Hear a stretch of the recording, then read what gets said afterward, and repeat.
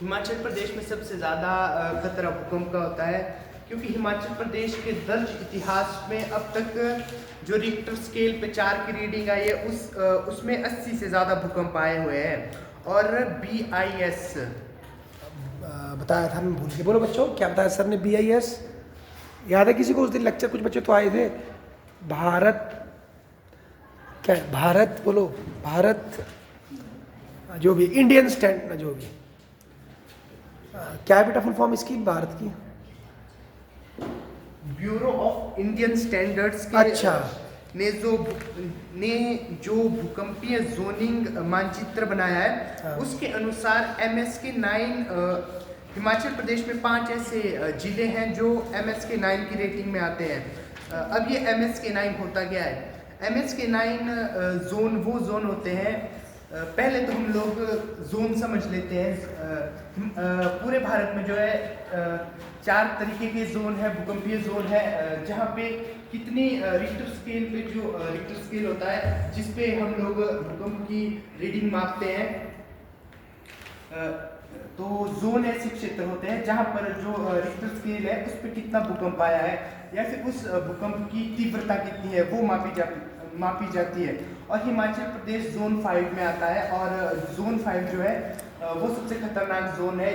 Zone 5 एक ऐसा zone होता है जहां 9 या उससे अधिक तीव्रता के भूकंप भी आ सकते हैं, और ये भूकंप तब आते हैं जब टेक्टोनिक प्लेट्स एक दूसरे से टकराती है। ये तो था जोन। और जो ये MSK-9 है, MSK-9 का मतलब है कि उस क्षेत्र में कितना खतरा है, या फिर उस क्षेत्र में कितना वो हो सकता है, भूकंप की कितनी मारक क्षमता रहेगी, मतलब बिल्डिंगें कितनी गिर सकती है या क्या है ना, उसकी कितनी क्षमता रहेगी और वहाँ कितना ज़्यादा नुकसान हो सकता है। तो हिमाचल प्रदेश के इन 5 जिलों में चंबा है 53.2% के साथ, हमीरपुर है 90, मतलब चंबा का 53% हिस्सा बोल रहे हैं आपकी? चंबा में क्षमता है इसकी? जो चंबा है ना सर, पूरा चंबा डिस्ट्रिक्ट, उसमें जो 53% एरिया है वो MSK-9 में आता है। मान लीजिए अगर कभी चंबा में भूकंप आता तो उसका 53% एरिया ज्यादा खतरे में है। हाँ, ओ अब हमको ये नहीं पता कि कौन सा वाला है वो, ज्यादा हाइट वाला, लो हाइट वाला, नो देखना पड़ेगा ओवरऑल। हाँ, उसका 53%। अच्छा जी। और हमीरपुर 90.9, कांगड़ा 98.6%, ओहो, सारा कांगड़ा। 53.1%। अबे कुल्लू में 53% कौन सा इलाका है? पता नहीं, मेरे घर उधर को है कि नहीं है, ये नहीं पता। नहीं, जिसका सेफ है वो उसको बधाई हो। अच्छा आगे बोलो। मंडी 97.4%। ओहो, सारा मंडी उड़ गया। 97.4%। अच्छा ये ऐसी स्थिति में अगर कभी भी इन क्षेत्रों में आता है तो जितना मैंने प्रतिशत बताया, इतने क्षेत्र में बिल्डिंग्स या फिर जितना भी जान माल का खतरा वो होने के चांसेस है। इसके साथ ही बिलासपुर का 25.3% और ऊना का 37% भी MSK-9 में आता है। और शेष सभी क्षेत्र जितना भी है हिमाचल के बाकी जिले वो MSK-8 में आते हैं, जो सिर्फ थोड़ी सी कम खतरनाक है। तो वो हमें बर्बादी हो सकती है उसमें, मतलब 8 में भी बर्बादी हो सकती सही बोला आपने। और जो लॉन्गेस्ट भूकंप आया था वो 1861 में आया था। अब जो भूकंप है वो ये काफ़ी एक स्लो इवेंट था। जैसे जो टेक्टोनिक प्लेट्स है वो बहुत ज़्यादा तेज़ मूव नहीं करती है, वो धीरे धीरे मूव करती है।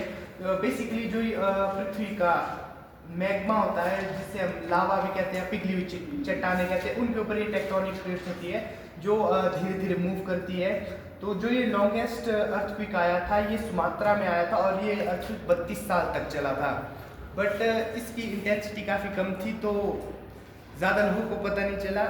बट अगर हम ऑफिशियली लॉन्गेस्ट भूकंप की बात करें, तो अर्थक्वेक की बात करें, तो वो 2004 में सुमात्रा अंडमान जो एरिया है उसकी उस एरिया में जो इंडोनेशिया वाला कोस्ट है, मतलब उसके किनारे हैं, वहाँ पे आया था। ये 10 मिनट के लिए भूकंप आया था और इसकी इंटेंसिटी 9.3 मैग्नीट्यूड थी। अच्छा रुको एक मिनट, इसको ऐसे ले आते हैं।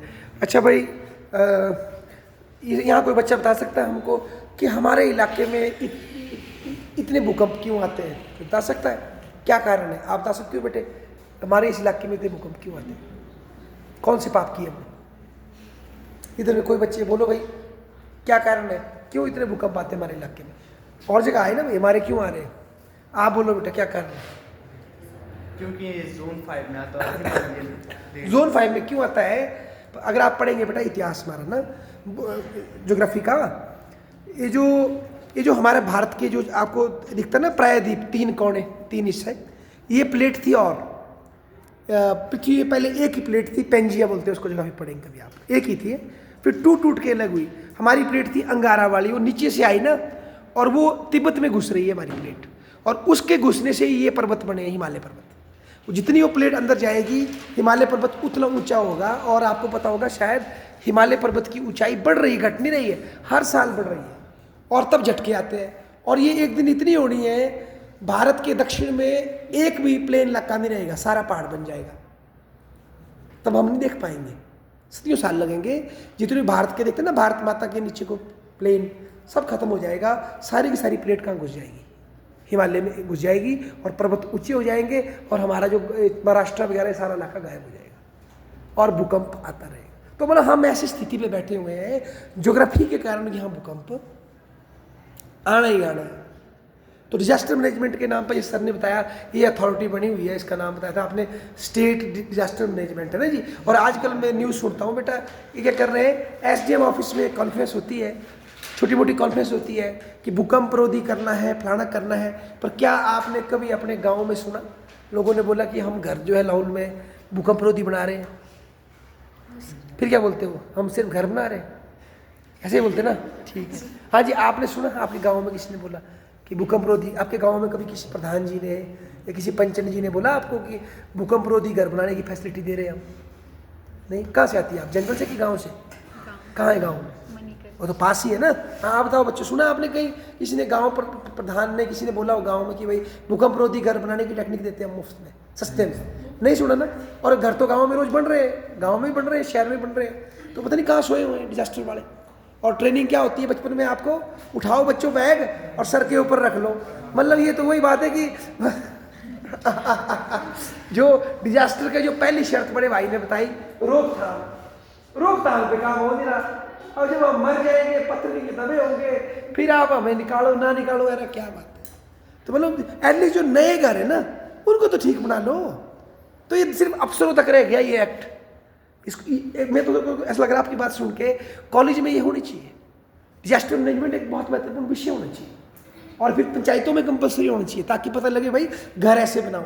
और बेटा ज़्यादा खर्चा नहीं होता है, मैंने नेपाल की वीडियो देखे ना, थोड़ा टेक्निक बदलनी होती है कि पिलर में कुंडी कैसे लगानी है, मतलब 15-20% एक्स्ट्रा पैसा खर्च के आपका घर क्या हो सकता है, काफ़ी सेफ हो सकता है।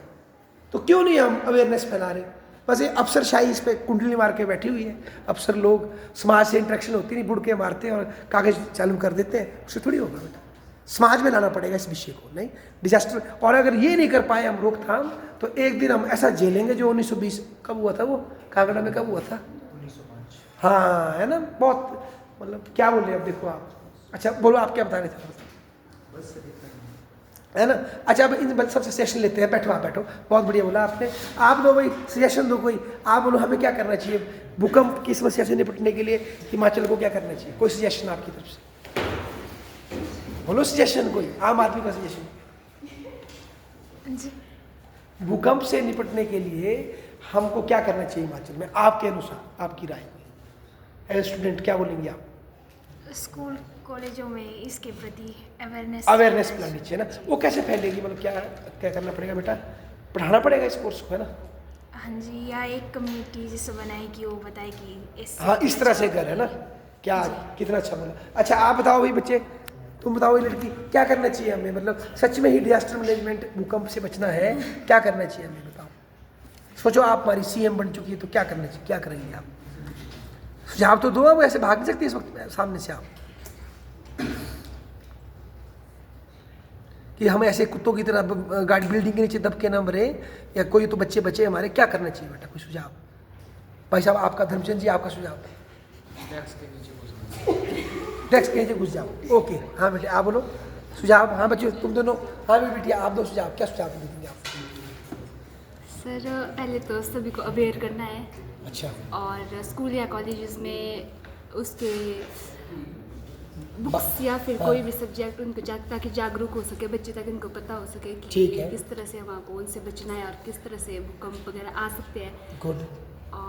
और क्या बेटा पंचायत में भी तो इसकी अवेयरनेस होनी चाहिए, नहीं?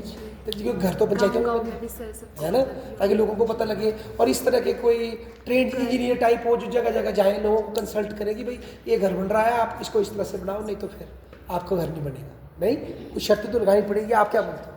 नहीं, कुछ करना पड़ेगा ना ऐसे।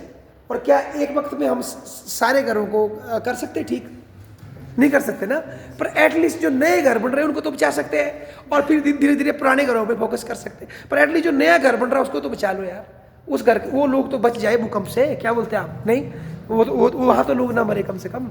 अच्छा, तुम दो सजेशन क्या करना चाहिए मैडम, आप बताओ। भूकंप के खतरे से निपटने के लिए हिमाचल सरकार को क्या करना चाहिए? मतलब एक संगठन बनाना चाहिए ये बताने के लिए गांव-गांव जाके कि किस तरह आप लोगों को भूकंप से बचना है। हाँ। और किस तरह से भूकंपरोधी घरों का निर्माण करना है। वाह, बहुत बढ़िया, बहुत बढ़िया। बोलना है किसी और ने? इन 3 के आए थे, फिर बंद करेंगे हम। बोलो भाई, आप बताओ क्या कर सकते हैं हम भूकंप से निपटने के लिए? क्योंकि भूकंप तो आने हैं, कभी ना कभी आने हैं, और डे प्रिडिक्ट नहीं कर सकते, रात को आएंगे, दिन को आएंगे। आप बताओ क्या किया जा सकता है? आपके सुझाव क्या है? हाँ, दो बेटा, शर्माओ मत, इंसान है ना अभी। है आप बोलो टोपी वाले, क्या सुझाव है आपका? है धर्मचंद, आप बोलते डेस्क के अंदर छुपना है, क्या बोलते हैं आप? डेस्क में छुप जाओ। अच्छा, उस टाइम अगर टॉयलेट में हो फिर कहाँ छुपना है? भूकंप तो कभी भी आ सकता है ना, है कहाँ छुपेंगे? भाई जी, आपका क्या सुझाव है? चलो फिर भी देखो, बच्चे हंस रहे हैं, मजाक में उड़ा रहे हैं, पर समझ रहे हैं बात को, समस्या को, है ना? या आपकी तरफ से कोई सेशन मिस हो गया हो भूकंप के लिए, बोलो। ठीक है, बहुत बहुत धन्यवाद।